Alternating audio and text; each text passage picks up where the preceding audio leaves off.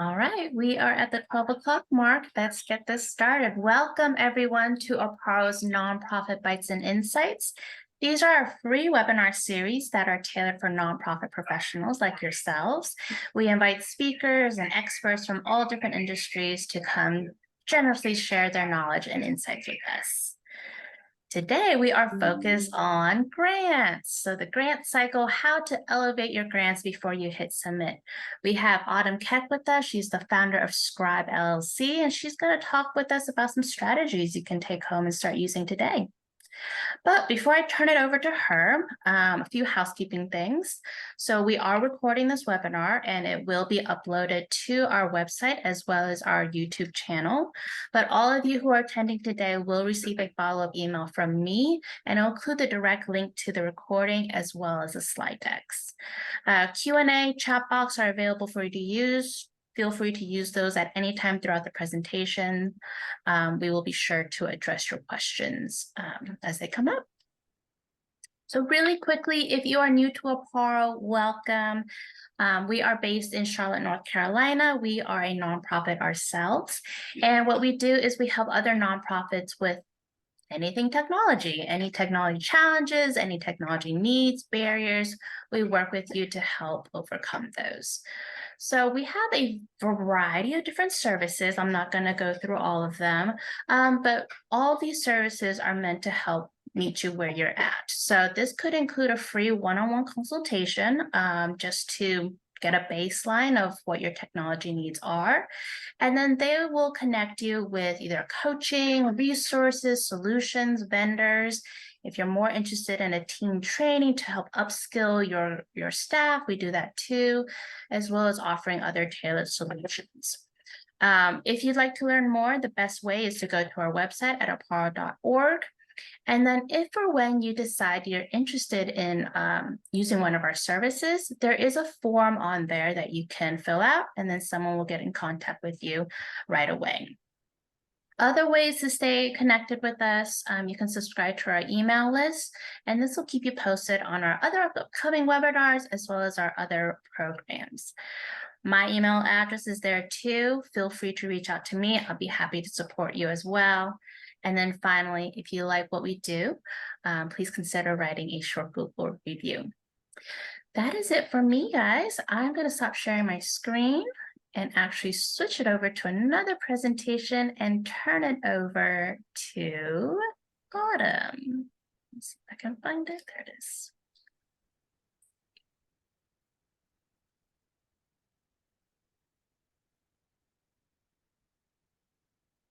Autumn, can you see the screen? I can, thank you. And thank you everybody for being here today. So today we're going to discuss the grant cycle, how to elevate your grant program before you hit submit. As Yingting said, I'm Autumn Keck, and I'm the owner and principal consultant at Scribe LLC. And we are a nonprofit consulting firm based outside of Charlotte, North Carolina, and we specialize in all things grant writing. So I'm excited to share my knowledge with you today. Next slide, please. So the first part of the grant cycle is build. Many nonprofits start thinking about grants when a board member sends over the perfect opportunity or when they're responding to an RFP. But in actuality, the grant cycle begins way before you start filling out an application. A successful grant program is about so much more than writing. It starts with building a strong foundation for your organization and overall fundraising plan. So the first part of the grant cycle is build. Next slide, please. Now we'll talk about your board of directors. Your board is the foundation of your organization. They should serve as a megaphone for your mission. This trusted group of leaders can share your mission with colleagues and friends. They can make key introductions and work alongside you to connect with prospective funders before you start the grant application process. It's important to recruit the right board members. You need to find individuals who deeply and passionately align with your mission and are willing to invest their time, talents, and resources to help the nonprofit achieve its goals. You want to ensure that the community you serve in your is reflected on your board so that the community truly guides your decisions. Consider your current and future needs of your nonprofit. While it's great to have a C-suite leader from a large bank on your board, I think that type of individual, think about if that type of individual will most likely help you achieve your goals. So for example, if you're a newer nonprofit with a small staff, you may need a more involved working board. This means that your board members will roll up their sleeves and set out chairs at your fundraising event if need be. You need board members who will be on the front line with you, fundraising, oversight, governance, finances, and ethics. So creating a fundraising subcommittee for your board to support your fundraising goals alongside your staff and volunteers can rally the rest of the board to do their part in fundraising and more specifically, building a successful grant program. Next slide, please.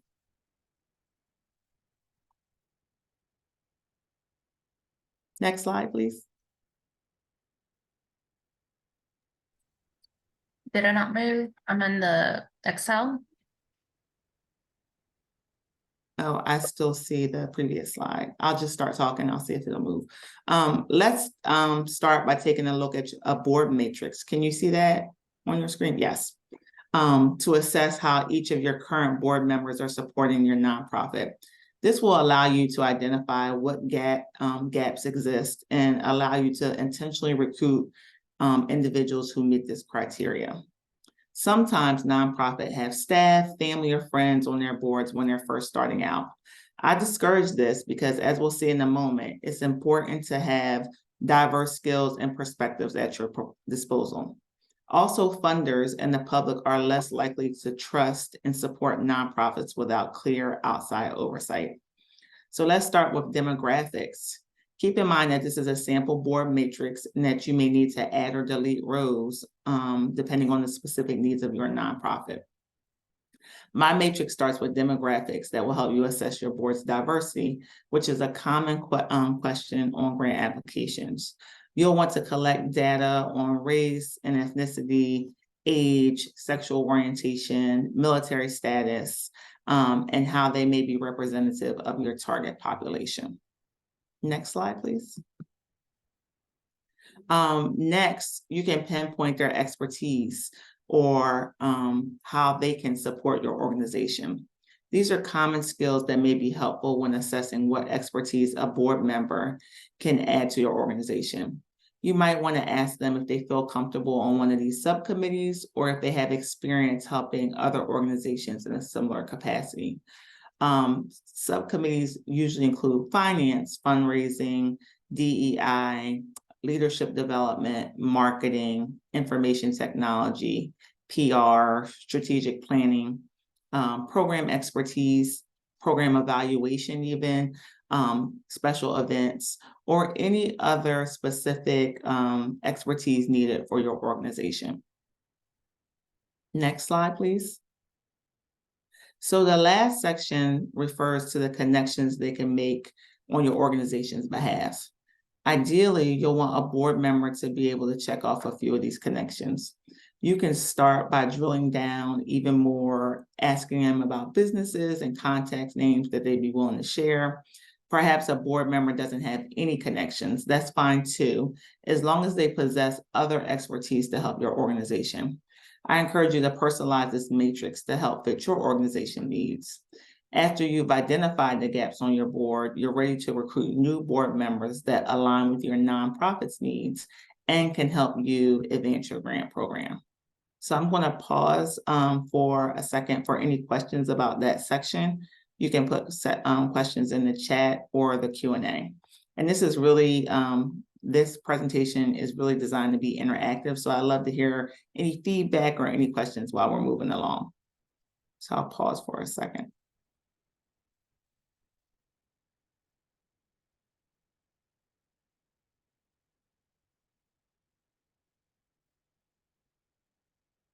If you think of anything while I'm talking, please feel free to put it in the Q&A. Yes, this will be recorded and sent out as well. Thank you, Alexia. Yes, you'll get a copy of the board matrix. It'll be right here within the presentation.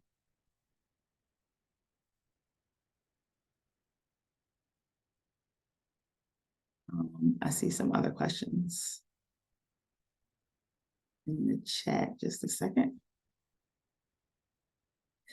Any suggestions when your board is majority white, but individuals who are white have 1 to 2 years left on board term? So we can't diversify until you're rolling off. A couple of things that you can think about. You can think about expanding your board, or now putting in the work to diversify, how you're going to diversify your board in the next couple of years. So that can be the type of people that you, or the type of organizations that you recruit from.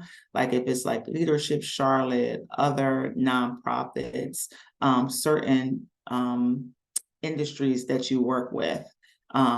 They might be opportunities for you to build and cultivate those relationships with more diverse board members. You can start to talk about board training as well during this time. So you can talk about diversity training or DE&I training with your board, and then that will help set the stage for when you're trying to diversify. I think if you communicate to funders that you're on the path of diversifying your board and what the specific path is, it's fine if you're still in the process. I think I answered all the questions for There's right now, actually, but feel free. Autumn, if you look in the chat box, there's actually a couple Is there questions in another there. question? So one of them is any recommendations on how best to recruit board members from a variety of diverse backgrounds? I think you mentioned a little bit about that. Can you elaborate? So I see a couple questions. It says, should board recruitment be more organic, or can you advertise? I think it can be a combination of both. So it can be organic through your current board members or friends of the organization and donors. But I think it also has to be, if you're really committed to diversifying your board, it's going to have to be more strategic. You're going to have to look at different type of ways of recruitment than you currently have if you have a board that's not diverse. So you're going to have to talk to different stakeholders in your organization to see what paths you should take, what strategic paths you should take to diversify. So answer is yes, it can be more organic, but if you're really trying to diversify your board, it really needs to be more strategic. And then I see a question, what are high wealth individuals? It could be individuals based upon that organization, what they consider a major donor.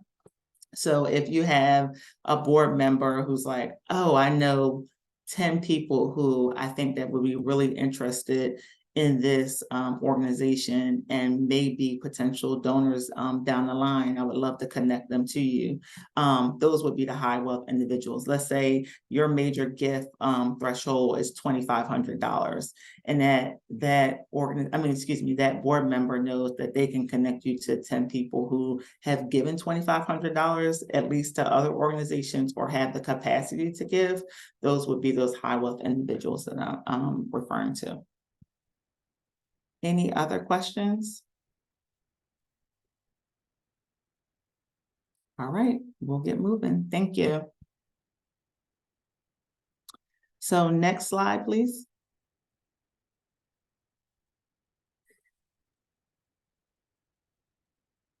So once you hit submit on your grant applications, funders typically notify you of funding after 90 days. Sometimes it can take up to 6 months depending on the funder. So let's talk about how we can approach grant fundraising strategically. The core is identifying funders who believe in what you're doing and will financially invest in your nonprofit. So even if you write the most compelling grant proposal, you will get rejected if the funder only supports programs for senior citizens in Denver and your nonprofit mentors youth in Charlotte. Instead of gambling by throwing your grant application into a funder lottery, fairly research prospective funders and create a plan for who you will apply to. Things to look for when identifying funding sources include alignment with their focus. As I mentioned earlier, you want to make sure that you fit into the funder's focus. Second, who have they funded in the past? Have they funded organizations similar to yours, or have they funded the same organization every year? This may indicate that they have a low rate of funding new nonprofits. How much do they usually give? You want to go on with a funding request that shows your knowledge about their foundation. For instance, do not ask for $100,000 when they normally give out an average of $15,000. And then when is their deadline? Think about how that factors into your budget. If you're on a fiscal year and they notify grantees in July, you want to ensure that you're not counting this funding in your previous fiscal year, even though that's when you applied. So imagine you need to raise $100,000 in grants over the next year. Now, even if you write a compelling grant, the funder is perfectly aligned and you build great relationships with the funder, you will not get every grant. Sometimes funders have already decided where their grant funding will go, and they don't have additional resources for the year. Or maybe they weren't as well aligned as you imagined. Either way, things happen. So I've created a rule of thumb that has repeatedly proven successful with nonprofits that we currently support. Decide how much you want to raise in grant funding and multiply that by 3. To raise $100,000 in grants over a year, you should apply to at least $300,000 in well-aligned funding opportunities, excluding significant outliers. Now, if you're now you're no longer gambling with your time, but you're working from a strategic plan that's likely to succeed. And as you see up here in the slide, we have some ways that we use to research. I personally use Instrumental.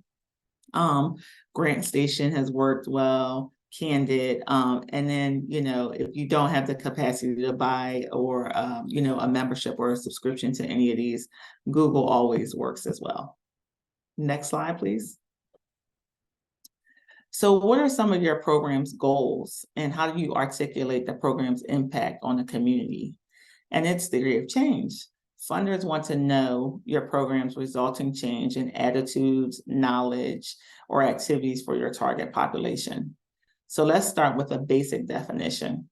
An output is the service or goods delivered, and an outcome is the difference that the output will make.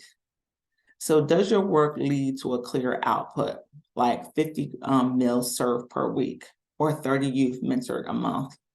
Do these outputs lead to clear outcomes?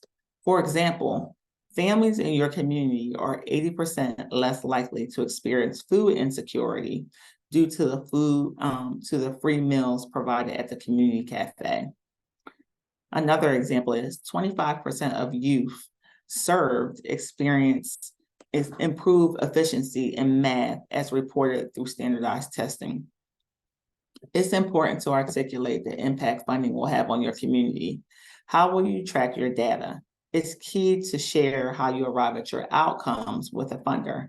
Typical evaluation methods include pre and post surveys, anecdotal evidence, interviews, focus groups, or observations. In the case of education, types of evaluation measures can include data from report cards, standardized tests, or even interviews with teachers and parents. So think of a prospective funder as a philanthropic partner. What story does the funder tell about themselves? What positive impact do they want to have on their community? Now think about how your nonprofit can align with different funders.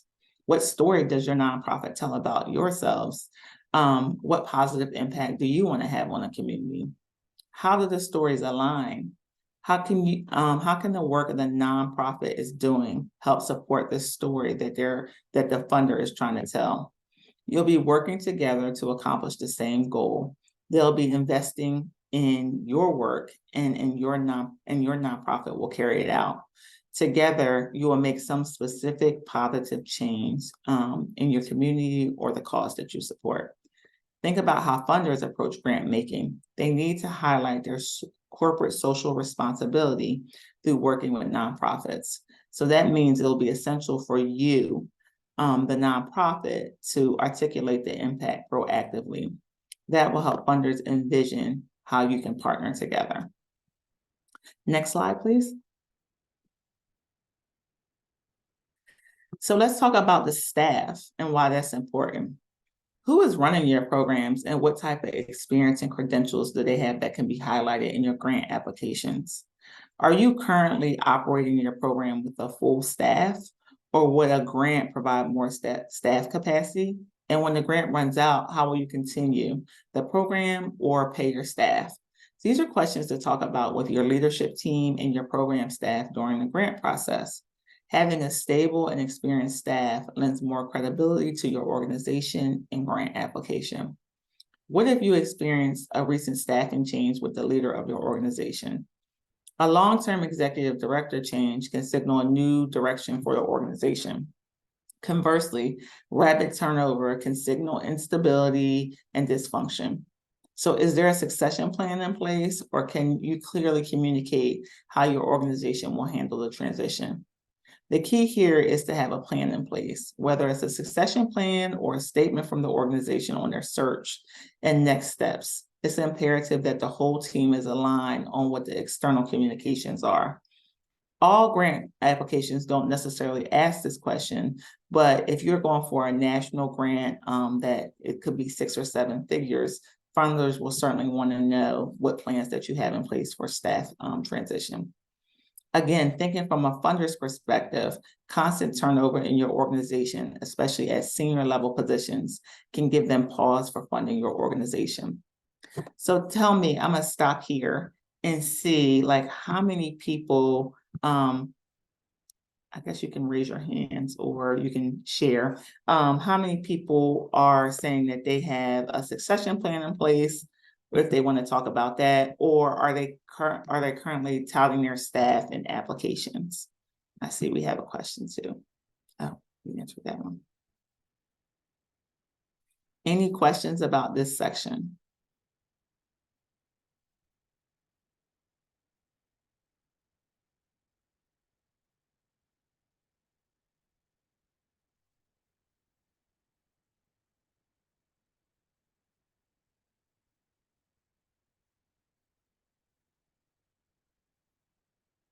Okay, I will move forward. Again, if you have any questions at any time, you can put them in the question and answer and we'll answer them.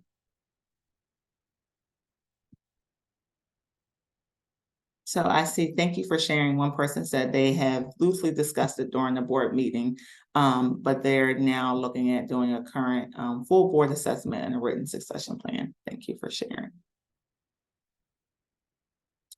So your organization doesn't have a succession plan. How do I tell my executive director to get one going? I really think that this is a part that the executive director would approach with the board and talk about what the needs are around having a succession plan, how that may affect your funding long-term, and how that can also be put into your, when you're working on your strategic plan, how that should be incorporated in that as well.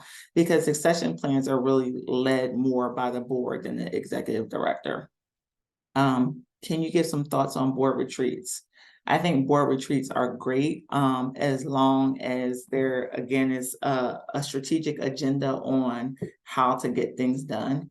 Some of the things that we're talking about today, like diversifying your board, what your staff looks like and what your staffing plan looks like, are certainly things that should be incorporated during a board retreat if you guys are moving in that direction. But then I know most organizations look at a strategic plan every 2 to 3 years.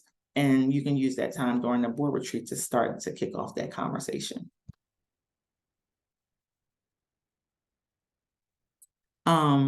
A question here. Can you talk a little bit more about the competitiveness of different types of grants, government versus private, and how do you determine what the best type of grant is for your organization based on your resources?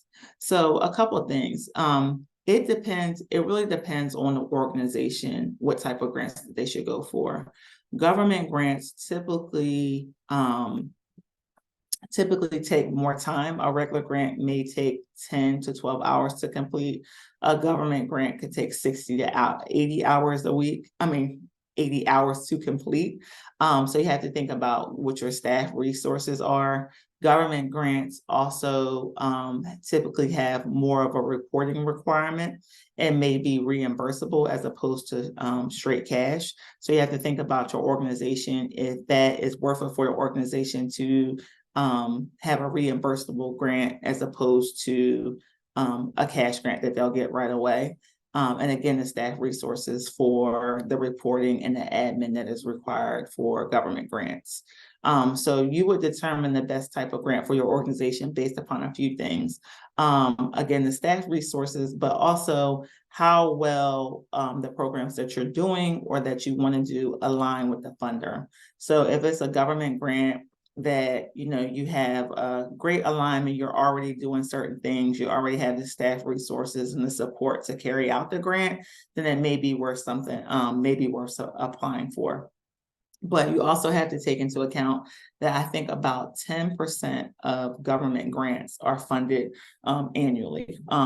So 10% of applications are funded annually. So you really have to think about what is the return on investment if you're not a part of that 10%. And for some nonprofits, it can be just an exercise in going through the process of actually learning how to do it and getting the grant. And then other nonprofits, it really would eat up too much of their staff time. And if they didn't get the grant, it really wouldn't be worth it at all. Private, like foundations, corporate grants, typically you'll hear from them if you've gotten the money in about a 90-day time frame. As I mentioned before, it might be 10 to 12 hours where that you're taking the time to do the grant. It may not have as stringent of reporting requirements, post-grant management, so you don't have to take up your staff time there as well. And then most of the time, especially if it's a local private foundation or a local corporate foundation, you have the ability to build relationships and maybe get that grant again over the course of the next few years. So I hope that answered your question. So we'll move on to the next slide. Oh, I'm sorry, you're there already. So let's talk about budgets. So a key to developing a competitive grant application is to be clear about how you'll use the funding you're requesting. Typically, you will need an organization budget and a program budget to complete applications. So let's think from the funder's perspective when reviewing these budgets. They'll be looking at, is your budget realistic and does it match your program needs? Is your budget formatted and is it easy to read? Are you listing all the expenses for your program? Are your staff salaries competitive and realistic? So if you have a PhD program director, but you have their salary listed at $50,000, what's the chances of you keeping that program director? Or will that lead to more turnover? So just think about that, or that's something for the wider organization, the leadership team to think about as well. Can you clearly explain why each line item is integral to your programming? So if you have a technology fee or a technology line item and you're running a summer camp program, so that may jump out at a prospective funder, but maybe that's a point where you say, okay, we're teaching them these computer skills throughout the course of the year. We need this many computers, or we're purchasing this specific software. So again, that's an opportunity for you to really explain what each line item is. And then on the income side, can you show other sources of income outside the grant that you're applying to? Most prospective funders don't want to be the sole person who's funding the sole organization that's funding your whole program. Most of the time, they want to see that you're financially stable, and that once they decide that they don't want to fund the program anymore, that it's continuing to be sustainable and that you're growing your funding as well. Next slide, please. Next slide. Oh, great, thank you. When you're creating an organizational budget, you want to break out the cost of your programming to understand how much money you will need to sustain a year of operations. Then create a plan for how you will generate revenue to sustain that budget. It's important to note that grant fundraising should not be your only stream of revenue in a diversified fundraising plan. So you should having a diversified revenue streams is very attractive to prospective funders. A funder does not want to be, as I said, the sole source of income for your nonprofit. They want to see that their investment in your work will continue to help communities long after the grant funds have been spent. That means that your programming is sustainable and doesn't rely on their funding to survive. So for example, if a local foundation gives you a one-time $50,000 pilot grant to start a new program, they don't want the program to have to close its doors if they don't fund it the following year. That's not to say that you can't build relationships with foundations that fund you consistently year over year, because you can and you should absolutely pursue this.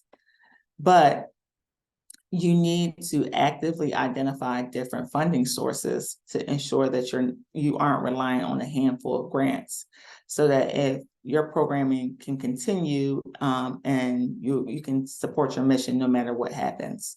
So having a diversified fundraising plan not only makes you more competitive and attractive to funders, it's good for your organization.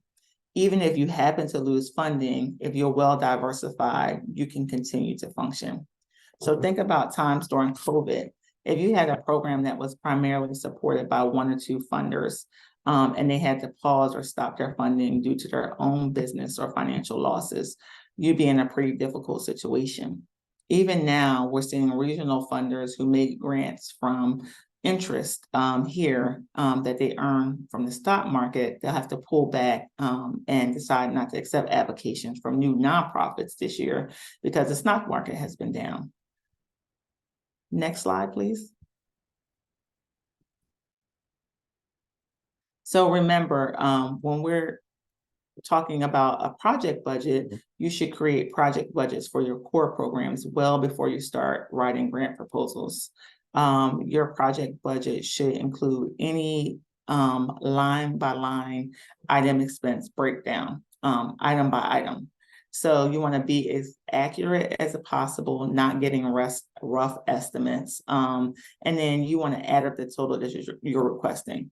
In my work on grant review panels, I've seen applications disqualified due to unclear budgets that don't match their narrative, or budgets that include high over the top estimates for operating costs. Your program budget needs to align with your organization budget. For example, if you list $2,500 for your marketing line item on your program budget, and then your organization budget lists, $1,000, that right there is going to be a red flag to funders. So competitive grant applications include solid budgets. If something on your budget is unclear, or you may think it'd be hard for the grant reviewer to grasp, add a note: the spaces is available, but you just want to be as clear as possible. So I'll stop here again for any questions. I see a few questions in here. So what is the difference between unrestricted, temporary, restricted, and permanently restricted when it comes to grant funding? So unrestricted money is usually like general operating money that you can use for your general operations that don't have a specific program tag on it. You don't have to use it for a specific program. Temporary restricted is if it's restricted during the course of a certain time period. So during a certain time period, you have to use it between this is the grant cycle, is restricted during that time. But if you don't use all the money, you're able to allocate the other money to general operating or a different program. You don't see too many temporarily restricted dollars. Permanently restricted money is money that an organization, a funder, has given you for a specific program. So they want that money to go specifically to whatever program that you wrote for, and it's going to be restricted for that. You cannot spend it on general operating dollars. If you didn't include money for a staff member in there, if the money was for meals and transportation and technology, but then you want to spend it on a staff member, you can't, because that money was permanently restricted to exactly what you asked for. Okay, here's another question. Do you have any advice on how to balance this program is sustainable and we have a need for funding? We have a need of funding for this program. I've gotten feedback before that because I talked about how we would sustain the program. They felt we didn't communicate our need for funding quite as well. So I think a couple of things. You do have to show a need for the program. It's kind of a catch-22, which is not really fair for nonprofits, because you want to show that you're responsible stewards of your money, but also show that what the impact is, if you could get more to impact more of your community that you're serving or the cause that you're working on. So I think it is a balance, like you said, of determining how you word the narrative to show what the need is, but you really want to focus on what the return on investment will be for the funder. So like if we were able to, if you were to give us $50,000 more, we were be able to add more to our program staff, and therefore we'd be able to serve more people. Or if it's a capital need, where if we got this certain equipment, we would be able to make XYZ type of impact. So I think that you are showing, what the impact is. We're able to sustain at this level, but with your help, we're able to continue to further our mission and impact our community in a greater way. I think those are the last two questions. So we'll go to the next. Oh, great. You're already there. So remember that as a grant reviewer may not know your organization before reviewing your application. Competitive grant applications will answer all the questions directly and clearly depict your programs and budget. Your narrative and your budget must tell the same compelling story. Any changes in either will raise questions that you will most likely not be given a chance to answer once your grant is submitted. I can't stress this enough. An unclear budget can raise red flags in a well-written application and then often cause the organization not to be funded. So again, you just want to really make sure that your narrative and budget align completely. Next slide, please. So the next part of the grant cycle is befriend. So I like to say fundraising is friend raising. Everything is about relationships, even grants. Next slide. So next we'll talk about partnerships. One of your key partnership is with the community that you serve. So your nonprofit has to be an expert on your target population. For example, if your organization works with unhoused individuals, you want to understand the root causes and the intersectional barriers to opportunities.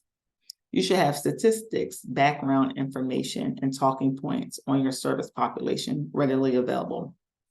What information you track and resources you use to identify it will depend on the issue and the geographic region you serve. But remember, this data is only one piece of the puzzle. You must talk to individuals you serve or hope to serve through formal surveys or informally, even over pizza. Your service population should have direct representation on your board, staff, and volunteers. Your program should work in the community rather than providing solutions, which, although well-intentioned, may miss the mark. Your grant application must reflect that community voice, especially when describing your target population and program development. This could include how you communicate, where the program is held, the timing of the program, or wraparound services that need to be included to help the nonprofit increase their impact.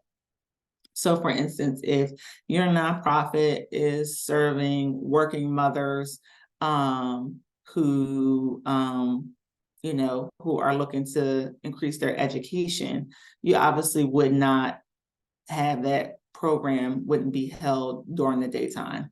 You may hold that program during the evening hours or the weekend hours.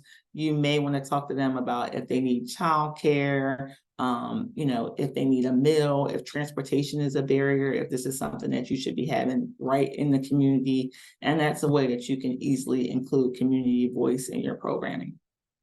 So now let's talk about the community partners. Consider how your mission and programming fit within the existing nonprofit ecosystem or continuum of care. You don't want to duplicate existing services. You do want to leverage other organizations that have complementary services. Partnering with other organizations and understanding how you fit into the community to create a positive change sets you up as a more competitive applicant for grant applications, not to mention making your work more effective and impactful. Many funders will ask about your knowledge of other similar programs or other nonprofits that serve your target population within the community. You can talk about your community partnerships and how you work together. You may have formed a cohort that meets quarterly and discuss a community impact and outcomes. Or you partner with someone who provides wraparound services. You may hold joint town hall meetings and share your community impact annually. But strong partnerships are going to be vital to demonstrating organizational credibility and competence. And finally, the partnerships that you'll have with prospective funders. So you've done your research and you've identified some well-aligned prospective funders. You have taken action to solidify the foundation of your organization by building the board, the program, and the staff, the budget. You have a sound budget, and then you are really working on building those community partnerships. You see the next grant due on your list, and you plan to pursue it. Remember, reaching out to a funder before applying helps give you a better perspective on what they're looking for and introduces your organization to the funder. Don't make the assumption that they already know what you're doing in the community. You can start by reaching out now that you have a robust list of potential funders and connections. Start with warm introductions. So if anyone on your team or board is willing to make an introduction, make that happen. Follow up and get a call or a meeting booked on their calendars. You are statistically more likely to receive funding through well-aligned opportunities set up through warm introductions. Next, reach out to funders through the provided contact information. If someone on your team is willing to provide you with a contact but unwilling to make the introduction themselves, see if they would encourage you to use their name and connection to your nonprofit when you reach out to the funder. So they don't want to make the introduction, but you can say, hey, Mark over at Bank of America said that you'd be a great person to talk to, so I wanted to reach out and talk to you. And then finally, you want to move on to funders with whom you don't have any clear connection or contact. Look the funder up on LinkedIn to see if you have any connections, Google them, and review the contact information on the funder's tax form, their 990. If possible, reach out to them via phone call or email. If a funder seems well aligned and you can't get any connections or contact information, send an introductory letter to the address listed on their 990. So I will stop here. I see a couple more questions. So what is a fiscal sponsor and how does that work? Do you have to partner with a nonprofit that has a 501c3? So a fiscal sponsor is essentially used when a nonprofit doesn't have a long financial background or you're not showing organizational financial growth. So sometimes you'll partner with a fiscal sponsor who will essentially vouch for you for the money. So when you get funded, the fiscal sponsor is the one who will receive the money and manage it. So they'll have a long financial background, a successful, they've probably done audits for their organizations, so they've done full 990. So they have that background already. So the funder is trusting them. So they'll essentially be your bank and hold the money for you, and then make sure that the money is being spent in the way that you said that you wanted it to be spent within your grant application. And yes, they normally have to be a nonprofit that has a 501c3. So what's the best way to track key performance indicators? What's the best way to show, wait a minute, what is the best way to organize the outcomes that will be needed for the mid-year or final progress report? So this is something that you'll already be, that you've already communicated to the prospective funder in the grant application. So you're showing what the outcomes will be, and you're tracking that, you're internally tracking that the best way, that you decide. So again, it could be, you could have a database manager where they're collecting surveys, pre and post surveys. It could be the program director who is holding on to that information, but making sure that you have like secure, even if it's in Excel, that you're constantly updating it and following policies and procedures to make sure that those that data is correct. And then you'll show it in mid-year and final year reports by basically saying, so if your goal is to say, 50% of the youth we mentored had a positive experience or reported a positive experience, you can say like, here's where we are, here's the outputs. Like we've already mentored 100 youth. Right now, 60% of them are showing that they have reported at our mid-year that they have a positive outcome. We've talked to their parents. So you just show that really updating the things that you already said that you would do within your grant application. I hope that answers your question. Realistically, how many new and previous grant applications can one staff person manage per year if there is only one development staffer? So that's a good question. And I think it really depends on the organization. So a seasoned grant writer, you can have a template already prepared for your particular programs.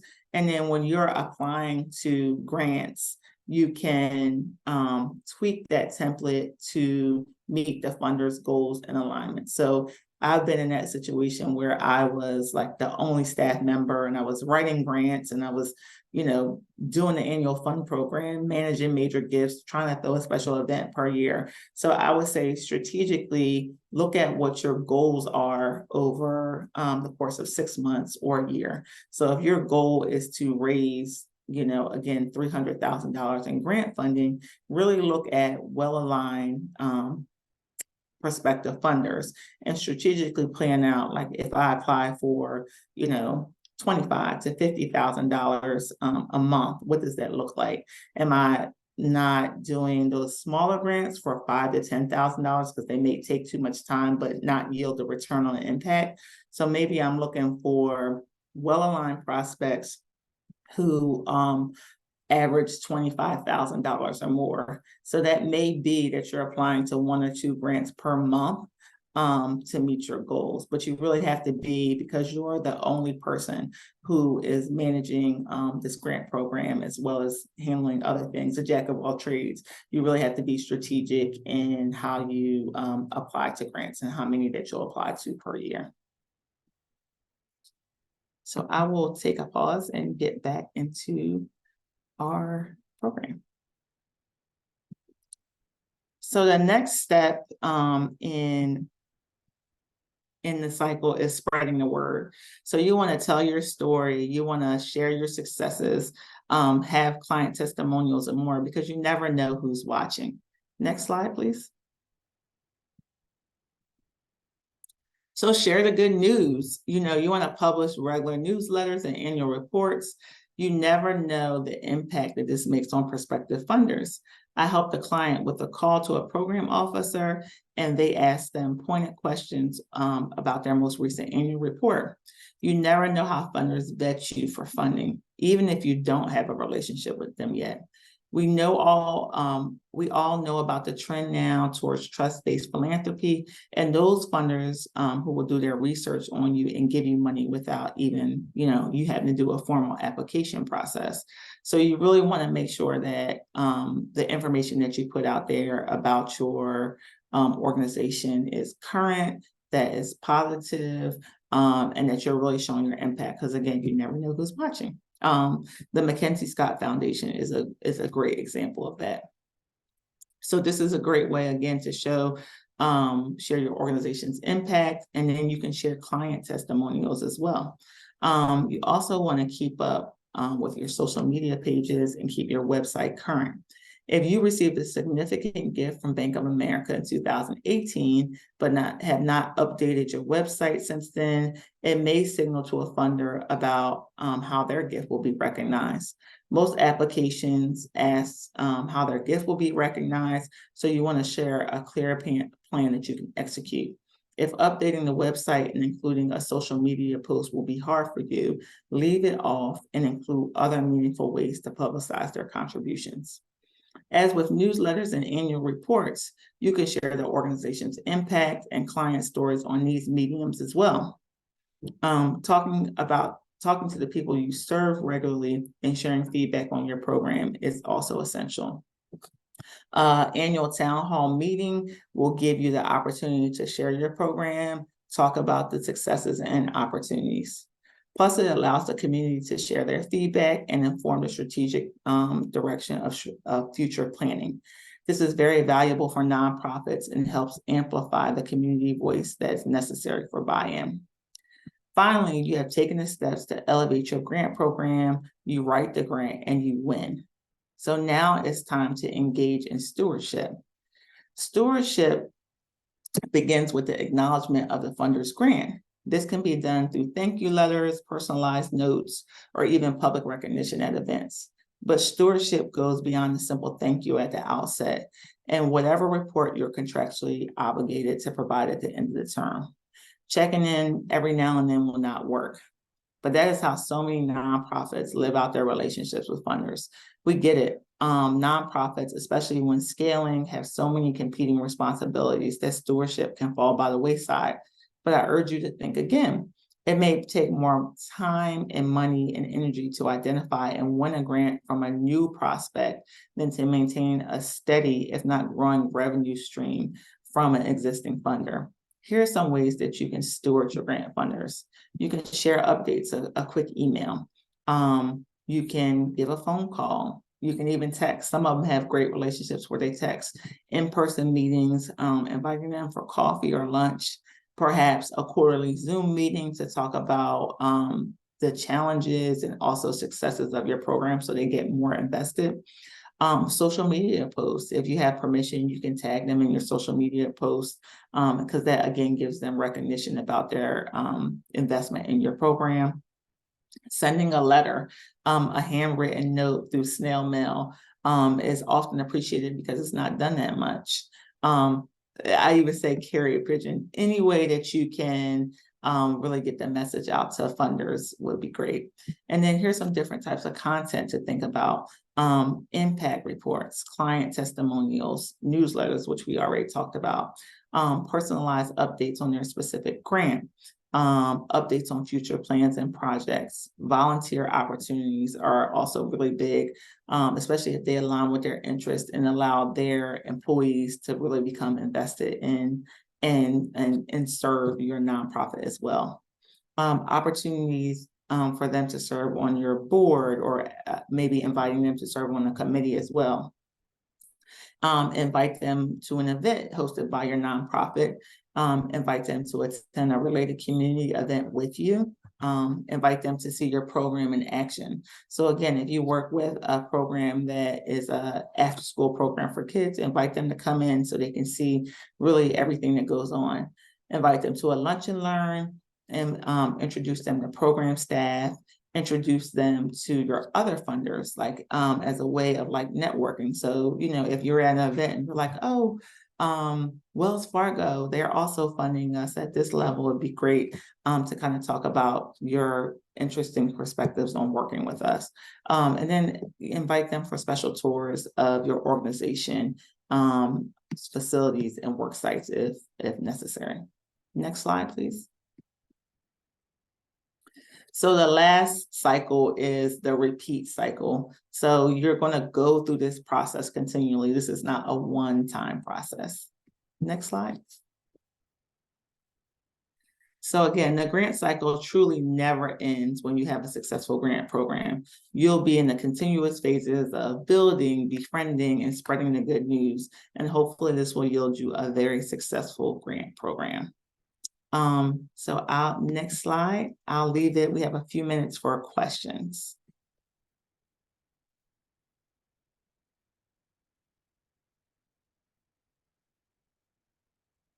Okay. If you, so if you apply to 10 or more grants, what's the percentage of getting a grant? Again, it really depends on the organization and the work that they put in that we just talked about outside of the written grant. What I will tell you is that the national grant average for you to receive a grant is 10 to 12%.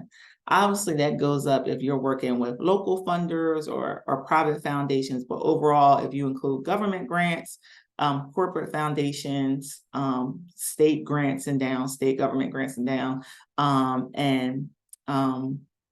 just overall as 10 to 12%. So when you really implement the steps for your organization to get those warm introductions, to diversify your board, have that community voice, work with partners and spread the word, that helps your potential for getting more money go up exponentially. What is my favorite free or low-cost software or technology that can help one or multiple team members manage the grant process and reporting on grant work? We use DPO for gift records. So I use for management, because it's myself and 6 other grant writers, I use Asana to manage the grant works and the grant process, because we have like a 8-step process that we can always tell where each grant writer is in the process. And then that also, Asana is, you can customize it to make it what you want. So it works well if you have a larger team, because it's seven of us on the team, and we can see when we can do everything by date, see when reporting is due, and it just helps us manage. And we're all remote, so it helps us manage pretty well. That's my favorite one. For operational and bigger grants, say $50,000 and up, would enlisting the services of a professional grant writer be a wise invest? And what typically are the cost ranges involved with one? So I would say, looking at a freelance or a professional grant writer, if you don't have a strong, grant narrative, if you know that you're not communicating your impact well, that's when the professional grant writer would come in and be a really wise investment, because it would work for not only that grant, they can give you information and education of how it might work for that grant, but then how it could work for future grants as well. So it can be a wise investment, especially if you have a good grant writer. What are the typical cost ranges involved with one? I think it really depends on the number of years that they have of experience, as well as what their typical grant rate is. Their grant win rate is. So it could be anywhere from $50 an hour to $200 an hour. And then that also depends on what type of grant. That grant might be, if it's a government grant, that's going to take 60 to 80 hours and requires a special type of expertise, and may take more time as well. Any other questions? I think we have 1 minute, maybe time for one more question.